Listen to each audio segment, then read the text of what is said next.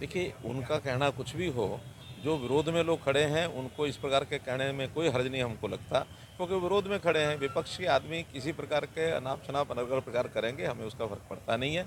और अगर ये बात भी पूछनी है, तो उन्हीं से पूछें। हमको हमारा विश्वास है कि हरियाणा देश भर में जो हमारा एक लक्ष्य है कि 400 से पार सीटें हम निश्चित रूप से जीतेंगे, जिसमें 370 से ऊपर भारतीय जनता पार्टी और 30 से ऊपर जो एनडीए के अन्य जो घटक हैं, वो सब मिल करके और 400 पार ये सीटें जीतेंगे और बहुत एक अच्छे कंफर्टेबल स्थिति और ये हमारी बनेगी।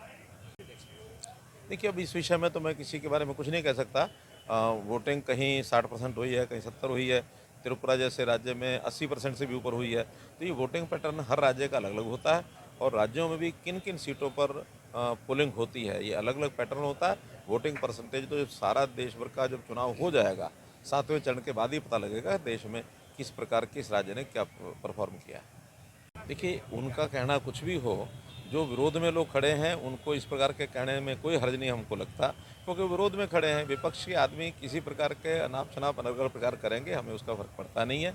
और अगर ये बात भी पूछनी है, तो उन्हीं से पूछें। हमको हमारा विश्वास है कि हरियाणा देश भर में जो हमारा एक लक्ष्य है कि 400 से पार सीटें हम निश्चित रूप से जीतेंगे, जिसमें 370 से ऊपर भारतीय जनता पार्टी और 30 से ऊपर जो एनडीए के अन्य जो घटक हैं, वो सब मिल करके और 400 पार ये सीटें जीतेंगे और बहुत एक अच्छे कंफर्टेबल स्थिति और ये हमारी बनेगी।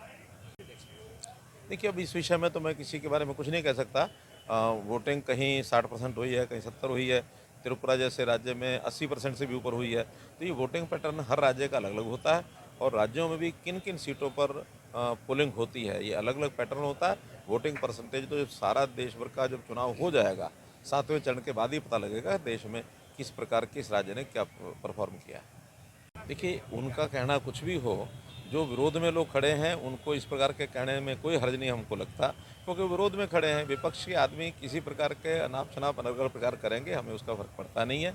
और अगर ये बात भी पूछनी है, तो उन्हीं से पूछें। हमको हमारा विश्वास है कि हरियाणा देश भर में जो हमारा एक लक्ष्य है कि 400 से पार सीटें हम निश्चित रूप से जीतेंगे, जिसमें 370 से ऊपर भारतीय जनता पार्टी और 30 से ऊपर जो एनडीए के अन्य जो घटक हैं, वो सब मिल करके और 400 पार ये सीटें जीतेंगे और बहुत एक अच्छे कंफर्टेबल स्थिति और ये हमारी बनेगी।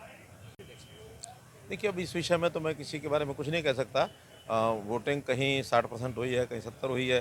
त्रिपुरा जैसे राज्य में 80% से भी ऊपर हुई है। तो ये वोटिंग पैटर्न हर राज्य का अलग-अलग होता है और राज्यों में भी किन-किन सीटों पर पोलिंग होती है, ये अलग-अलग पैटर्न होता है।